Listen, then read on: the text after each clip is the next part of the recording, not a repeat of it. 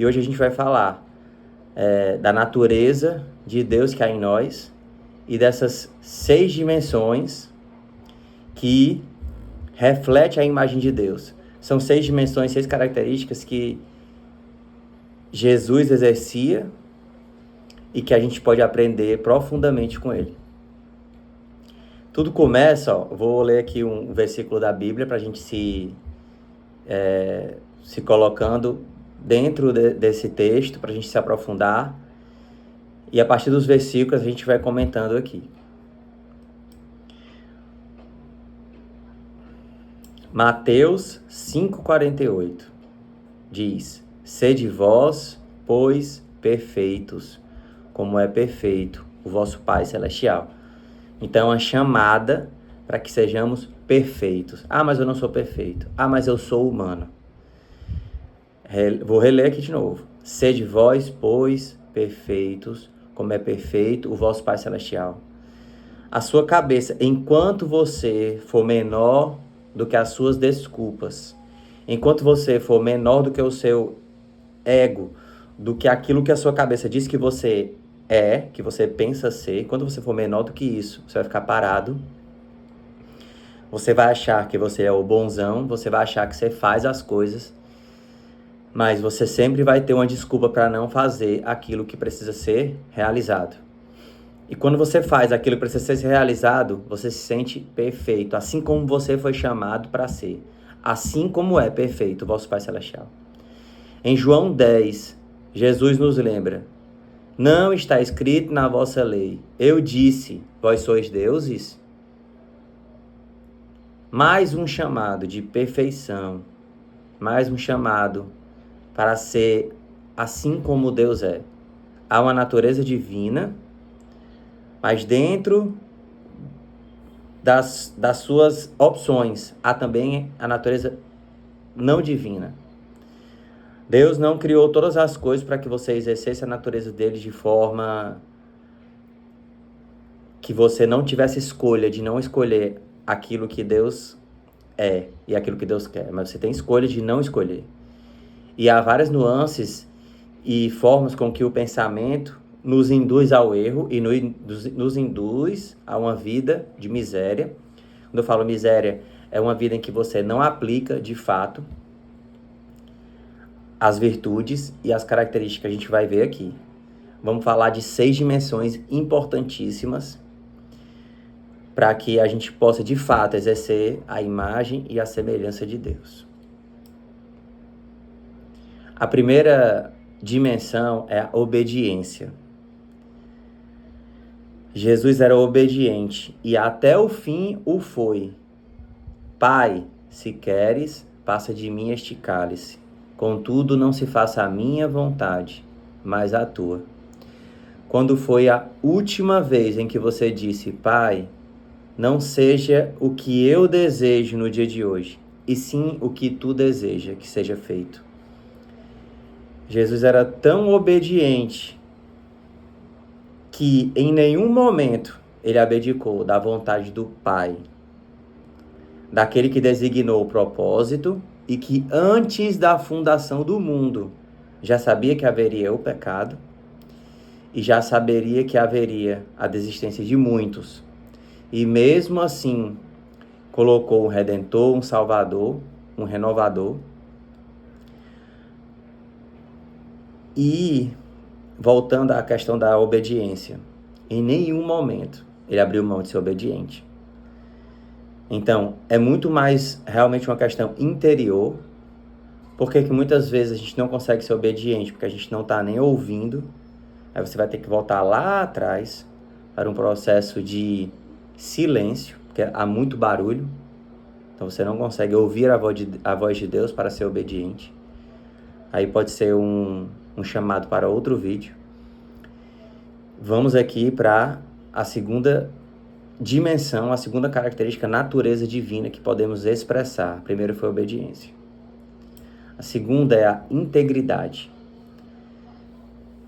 O que é a integridade?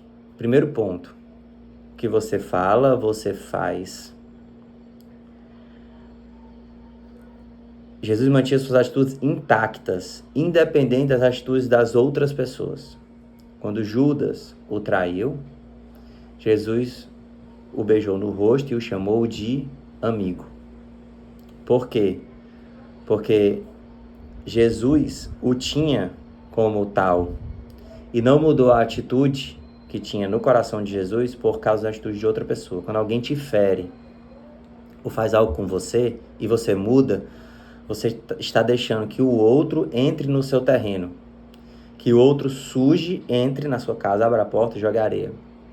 E você mude e tem que lavar aquela areia. Então ele diz, em Lucas 23:34, Pai, perdoai-lhes, pois não sabem o que fazem. Então, antes mesmo de ter a chance de perdoar, já havia sido dado o perdão. Antes mesmo de você mudar com aquela pessoa que fez algo com você, a integridade o mantém. É muito fácil ver hoje pessoas falando mal de outras pessoas, invejando outras pessoas, a atitude de outras pessoas, porque estão crescendo. E aí você está mudando as suas atitudes por causa que outras pessoas, onde você queria estar, elas estão. E você muda quem você é, para poder se comparar, para poder relaxar, para poder falar de outra pessoa. Vamos aqui para a terceira dimensão. Uma natureza importantíssima que eu já havia comentado no começo, que é o respeito ao livre-arbítrio. Jesus nunca forçou ninguém. Não é uma prisão do bem. Eu vou te prender, agora você é o prisioneiro do bem. Você vai ter bênçãos na sua vida, as coisas vão ser multiplicadas, você vai ter um propósito. Você vai exercer o que Deus quer aqui na terra. Não. É um resgate. Então você precisa pedir, você precisa querer e você precisa se entregar. Mateus 21, 12 e 13. A minha casa será chamada casa de oração, mas vocês estão fazendo dela um covil de ladrões. Esse é o quarto tópico do honrado. Que Jesus, ele honrou o sim que deu, a gente vai entender. Na questão do livre-arbítrio, a gente tem como o jovem rico. Em Marcos 10, 17 a 22, Jesus dá a opção para o jovem rico. Venda todas as suas coisas e dê para os pobres e me siga. Ele não obrigou com que o jovem rico, que poderia até ter mudado de nome, ter virado Tiago, Pedro, Paulo, Felipe, Lucas, mas ele era só um homem rico. Não teve seu nome reconhecido, porque ele não seguiu verdadeiramente, não se entregou para viver o caminho junto com Jesus. Isso reflete o livre-arbítrio, o respeito que a natureza divina tem com que você escolha de fato aquilo que você quer para sua vida. E que lá no final só haverão dois tipos de pessoas. Aquelas que serão julgadas por aquilo que elas mesmas plantaram e aquelas que serão julgadas por aquilo que elas de fato plantaram, deram frutos e abençoaram outras pessoas. Isso até o fim da corrida. Se no último segundo você desistir da corrida, você perde tudo que tinha atrás. É um jogo bem radical. Para quem lê a palavra sabe. É tudo ou nada, é 0 ou 1.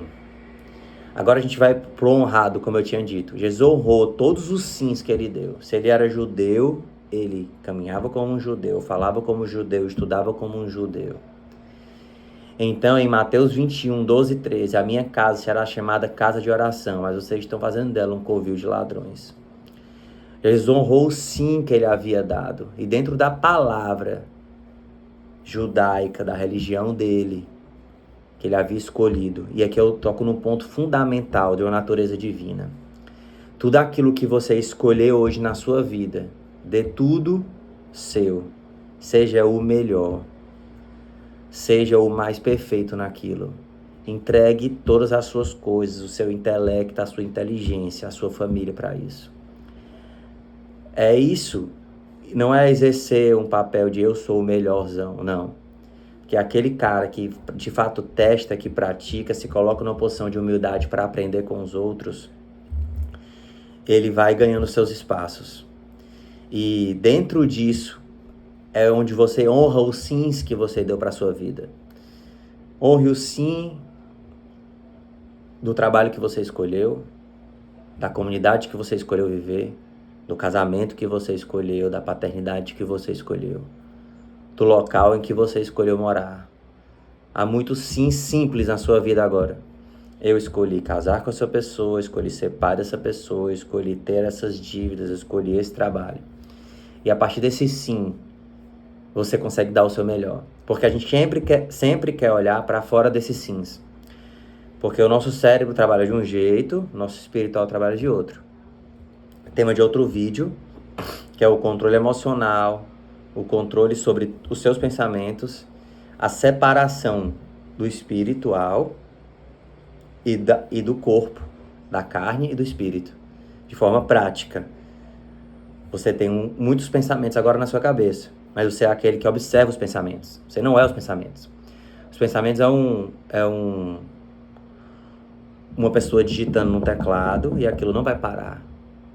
Mas você pode ser a pessoa que digita no teclado, como você pode ser o cara que observa a pessoa que digita no teclado. Nesse dia, você vai experienciar a vida e se separar dos pensamentos. Que eles sempre vão estar lá. A gente estava no honrado, voltando, a gente tem obediência, a gente tem integridade, a gente tem respeito ao livre-arbítrio, a gente tem a honra, dizer sim e viver aquele sim dentro do nosso contexto. Outra dimensão importantíssima é líder maior. Quem é o líder? É quem serve. Se você está sobre uma liderança e os seus liderados tiverem dificuldade, você vai para frente do batalhão e resolve. Líder é o maior e o maior é o que serve. Jesus lavou os pés dos discípulos em João 13.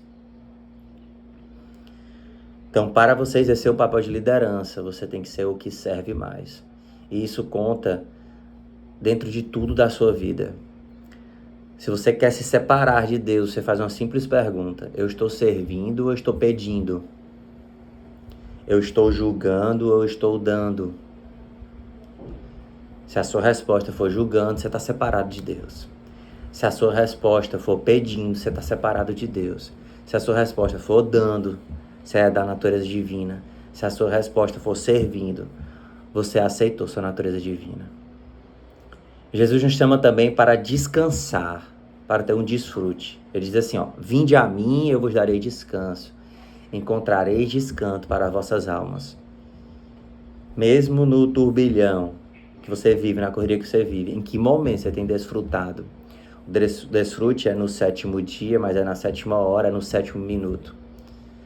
A todo instante é possível ter uma dimensão profunda quando você de fato se entrega à palavra e ver o quanto que Jesus estava desfrutando daquilo que ele fazia. Quanto que ele estava se divertindo e se entregando para cada momento.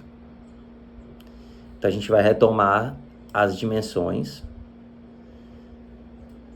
Acho que já falamos de 5 dimensões.